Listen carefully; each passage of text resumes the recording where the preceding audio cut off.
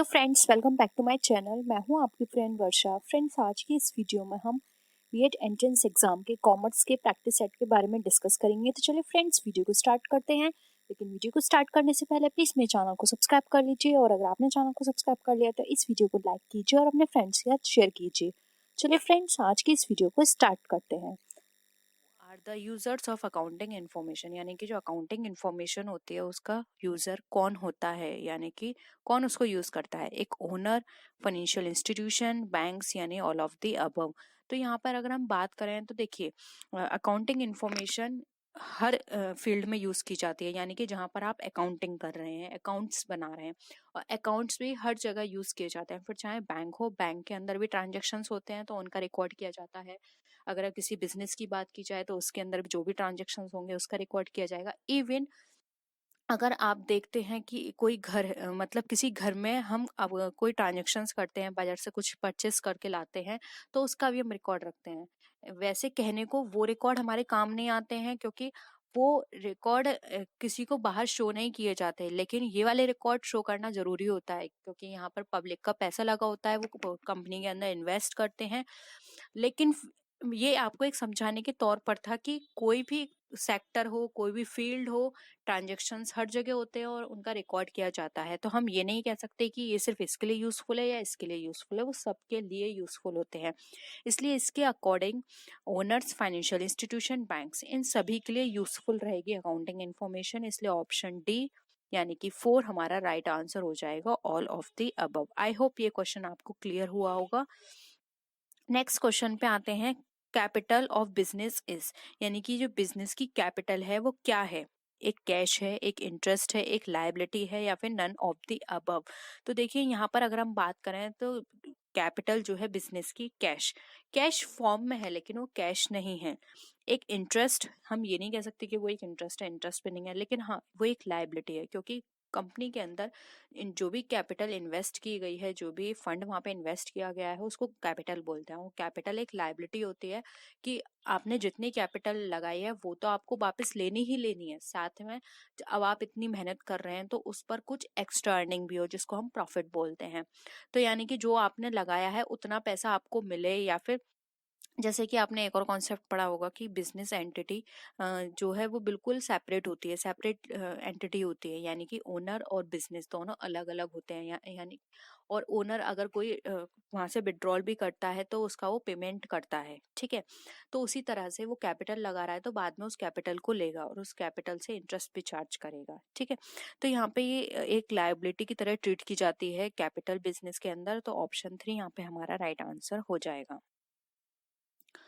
Next question पे आते हैं। The main objective of accountancy is to known about the, अब मेन ऑब्जेक्टिव क्या है अकाउंटेंसी का, ये हमें बताना है।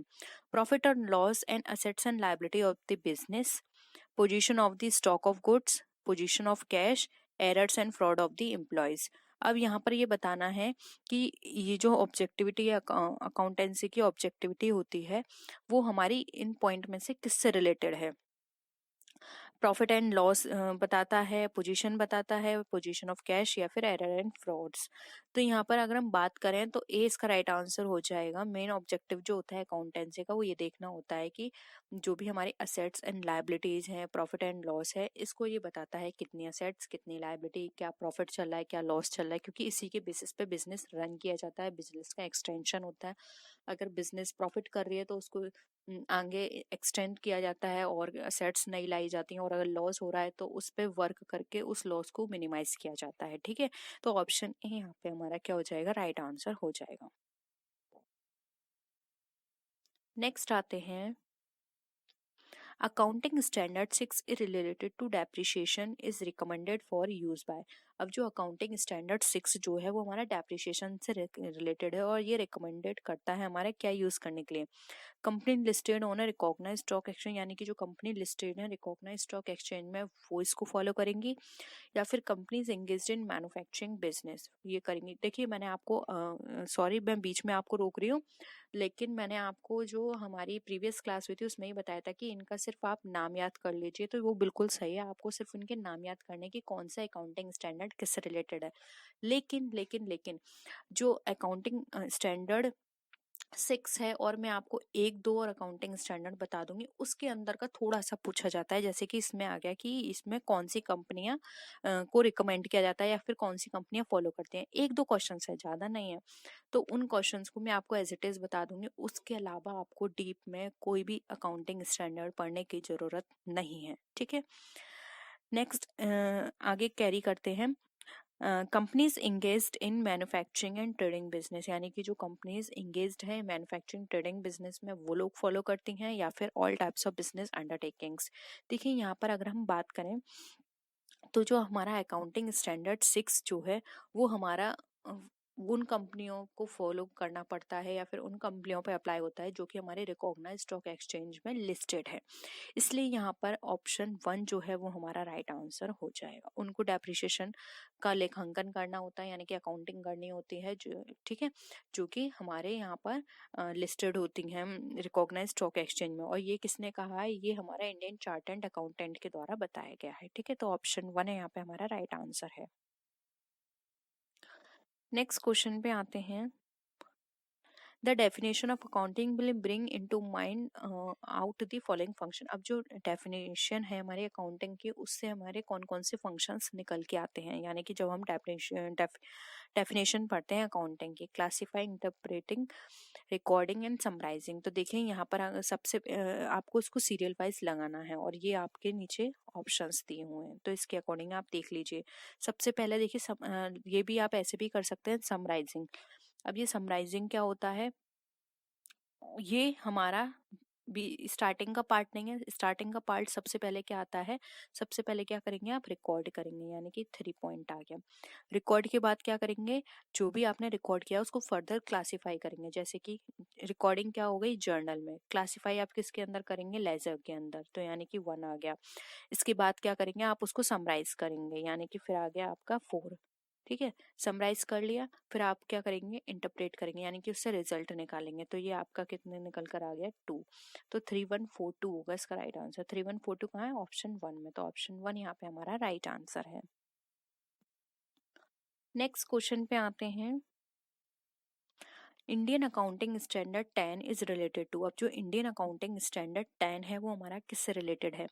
वैल्यूएशन ऑफ इन्वेंट्रीज करा चुकी हूँ, accounting for government grants, depreciation accounting, accounting for fix asset. देखिए इनमें से मैंने 2 तो मैं आपको ऑलरेडी क्वेश्चंस करा चुकी हूँ, तो वो आपको पता होंगे। अब आपको 2 एंड 4 में से चूज करना है कि अकाउंटिंग स्टैंडर्ड 10 हमारा किस पे रिलेटेड है, ठीक है।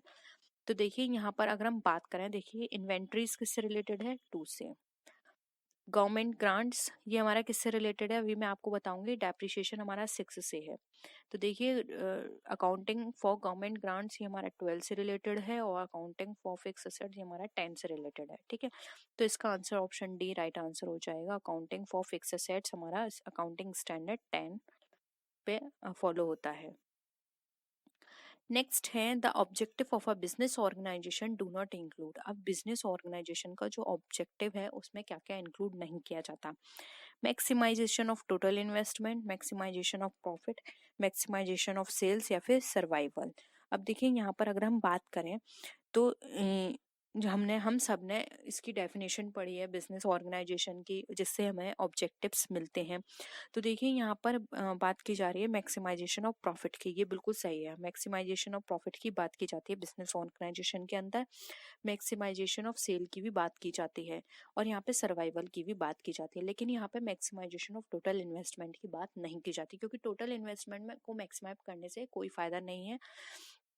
प्रॉफिट को मैक्सिमाइज करने से क्या होता है? वो ज्यादा से ज्यादा बिजनेस हमारा ग्रोथ करेगा। सेल मैक्सिमाइज करने से प्रॉफिट ज्यादा होगा। सर्वाइवल से क्या होगा कि कुछ कंपनीज ऐसी होती हैं जो अच्छा अर्न नहीं कर पाती हैं, तो उनके लिए कॉन्सेप्ट कौन सा फॉलो किया जाता है? सर्वाइवल का, यानी कि वो इतना तो अर्न कर लें कि वो सर्वाइव कर पाए मार्केट के अंदर। जो भी अदर कॉम्पिटिटर्स हैं उनके सामने वो सर्वाइव कर पाए, उस तरह की सिचुएशन उनके साथ फॉलो होती है। तो यहाँ पे जो बिजनेस ऑर्गेनाइजेशन का जो ऑब्जेक्टिव फॉलो नहीं होगा वो होगा option number 1, maximisation of total investment. I hope यहाँ तक आपको प्लीज ये क्वेश्चन समझ में आ रहे होंगे, और क्वेश्चन समझ में आ रहे हैं तो प्लीज वीडियो को लाइक कीजिए, अपने फ्रेंड्स के साथ जरूर शेयर कीजिए प्लीज। स्टार्ट करते हैं next question. Accounting standard in India prescribed bye. अब जो अकाउंटिंग स्टैंडर्ड है इंडिया में वो किसके द्वारा प्रिस्क्राइब किया गया है? Securities and exchange board of India, company law board, institute of cost and work accounting या फिर institute of chartered accountant of India.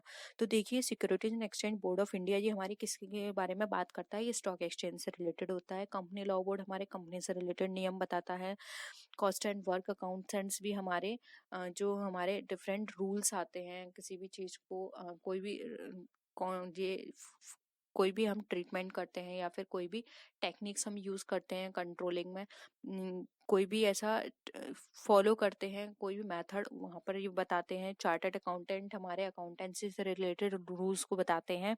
तो जो अकाउंटिंग स्टैंडर्ड है ये हमारा बताया गया है किसके द्वारा? ये बताया गया है कंपनी लॉ बोर्ड के द्वारा, सॉरी चार्टर्ड अकाउंटेंट के द्वारा, क्योंकि मैंने अभी आपको ऊपर भी बताया था कि चार्टर्ड अकाउंटेंट हमारा ये सारे रूल्स बताता है कि स्टैंडर्ड 10 किससे अप्लाई होगा, स्टैंडर्ड 10 के अंदर क्या क्या रूल्स होंगे, 6 के अंदर क्या क्या रूल्स होंगे, ये सब चार्टर्ड अकाउंटेंट के द्वारा डिफाइन किए जाते हैं। और अगर हम बात करें तो ये जो जितने भी रूल्स अप्लाई होते हैं हमारे वो 211 आर्टिकल के द्वारा यहाँ पे बताए जाते हैं। ठीक है, नेक्स्ट आते हैं कंसिडर द फॉलोइंग एक्टिविटीज। अब यहाँ पे हमें एक्टिविटीज बतानी है। Summarising the performance of business, analysing the business transactions, interpreting the result and recording the transactions. अभी सेम मैंने आपको इसी तरह का एक क्वेश्चन कराया था, उससे भी आप कर सकते हैं। तो कुछ क्वेश्चंस ऐसे होते हैं जो घुमा फिरा कर आते हैं, बस क्या होता है क्वेश्चंस थोड़ा सा उसको चेंज कर दिया जाता है। अब देखिए रिकॉर्डिंग द ट्रांजेक्शंस, ये यहाँ पे 4 है, ये सबसे पहले आएगा। अब 4 देखिए ये कट गया हमारा, ये कट गया हमारा, 2 और 3 बचा। अब यहाँ पर देखिए रिकॉर्डिंग द ट्रांजेक्शंस के बाद क्या आएगा? समराइजिंग द परफॉर्मेंस, एनालाइजिंग या फिर इंटरप्रेटिंग द रिजल्ट। तो देखिए यहाँ पर इसका जो राइट आंसर होगा, अब इसके बाद जो आएगा हमारा ट्रांजेक्शंस वो आएगा लेन देनों का विश्लेषण, जिसको बोलते हैं एनालाइजिंग द बिजनेस ट्रांजेक्शंस। अब एनालाइजिंग द बिजनेस ट्रांजेक्शंस के अंदर क्या आएगा? समराइज करेंगे हम उन सब चीजों को, तो क्या आ जाएगा हमारा 1, फिर आ जाएगा हमारा यहाँ पर 3, 4213। ऑप्शन बी जो है वो हमारा राइट आंसर हो जाएगा। ठीक है, नेक्स्ट आते हैं अकाउंटिंग इज। अब अकाउंटिंग क्या है इससे रिलेटेड मैं आपको क्वेश्चंस करा चुकी हूँ। लैंग्वेज है, प्रीवियस क्लास ही अगर आपने देखी होगी तो आप इजीली बता सकते हैं। Source of business information, recording, classifying and summarising business transactions या फिर ऑल ऑफ दी अबव। तो देखिए हम अकाउंटिंग की बात करें तो अकाउंटिंग हमें सारे रूल्स बताती है, अकाउंटिंग हमें इंफॉर्मेशन प्रोवाइड करती है, इसलिए ये हमारी लैंग्वेज भी हो गई। सोर्स है, मैंने अभी आपको बताया इंफॉर्मेशन प्रोवाइड करती है, तो ये भी हो गई। और अकाउंटिंग के अंदर ही हम रिकॉर्ड करते हैं ट्रांजेक्शन्स को, फिर उसको फर्दर क्लासिफाई करते हैं लेजर के अंदर, उसके बाद हम समराइज करते हैं सभी ट्रांजेक्शन्स को, समराइज के बाद क्या करते हैं हम इंटरप्रेट करते हैं। तो ये भी हमारा करेक्ट है, इसलिए ऑप्शन डी यहाँ पे राइट आंसर हो जाएगा, all of the above. Accounting ये सारी चीजें हैं, यानी कि इन सब चीजों को बताती है।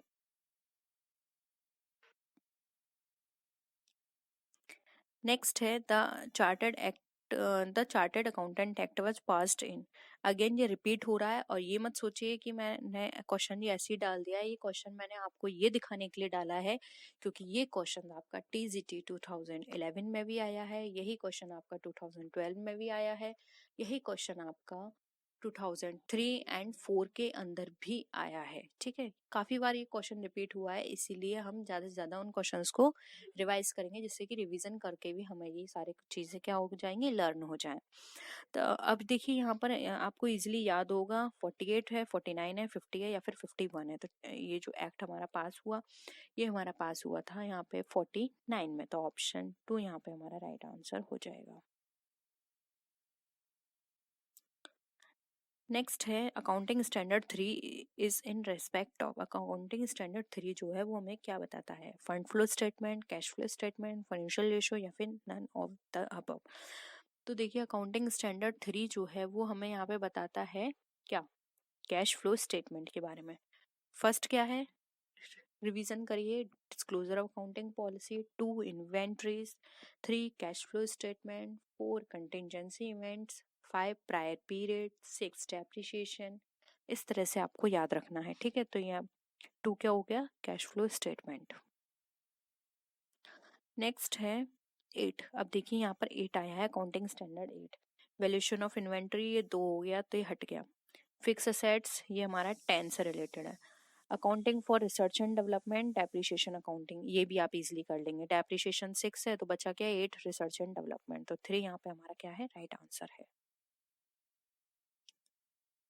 नेक्स्ट है net worth of a businessman mean. अब बिजनेस के अंदर जो नेटवर्थ होती है उसका क्या मतलब होता है, इक्विटी कैपिटल से, टोटल एसेट से, fix assets minus current liability, या फिर total assets minus total liabilities से। तो यहाँ पे अगर हम नेटवर्थ की बात करें तो देखिए नेटवर्थ में यहाँ पर जो इसका मतलब होता है वो होता है यहाँ पे हमारा ऑप्शन नंबर क्या होगा, बताइए कमेंट सेक्शन में जल्दी से बताइए। आपको मैं 2 मिनट का टाइम दे रही हूँ, जल्दी बताइए। देखिए नेटवर्थ की बात की जा रही है, ये याद रखिएगा नेटवर्थ है इसके अंदर।